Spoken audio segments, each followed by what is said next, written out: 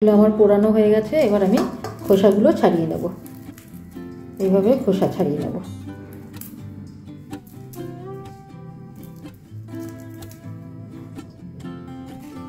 একটু ঠান্ডা করেছি আর কি।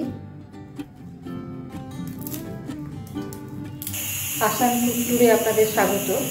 তো আজকে আমি খুব সিম্পল একটা রেসিপি দেখাচ্ছি।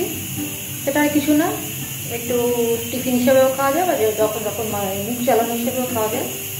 সেটা হচ্ছে দেখাচ্ছি আপনাদের। রাঙা আলু 4টে নিয়েছি বড় বড়, এগুলো আমি পোড়াবো। তেলে দিয়েছি, এবার এটা আমি পুড়িয়ে নেব। এই রুটি শাকনার ওপরে বসিয়েছি 4টেকে, এইভাবে সব পুড়িয়ে নেব।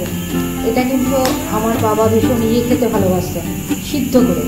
সিদ্ধ করলে কি একটু জৌলো ব্যাপারটা এসে যায়, আর পোড়ালে কিন্তু টেস্ট আরও বেশি ভালো লাগে। আমাদের দুটোই আমরা খাই। তো এখন পোড়ানো হোক, ফিরে আসছি একটু পরে। এক পিঠ হয়ে গেছে, আর একটা পিঠ উল্টে দিয়েছি। এই যে এরকম হয়ে গেছে। একটু ফটফট আওয়াজ হতে পারে জোরে, যদি বাড়িয়ে দেওয়া হয়।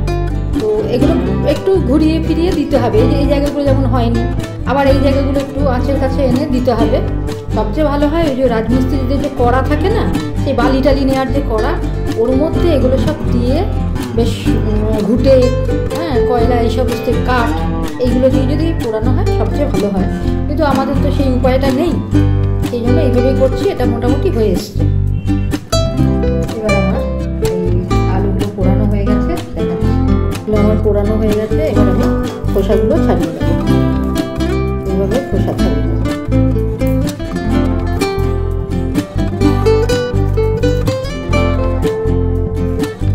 ঠান্ডা করেছি আর কি।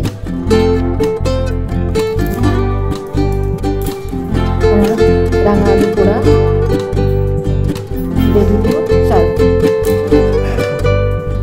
আমার রাঙা আলু পোড়া দেখিয়ে দিলাম। আজকের মতো এখানে রাখছি, পরে আবার অন্য কিছু নিয়ে ফিরে আসছি। ভালো থাকবেন, ধন্যবাদ।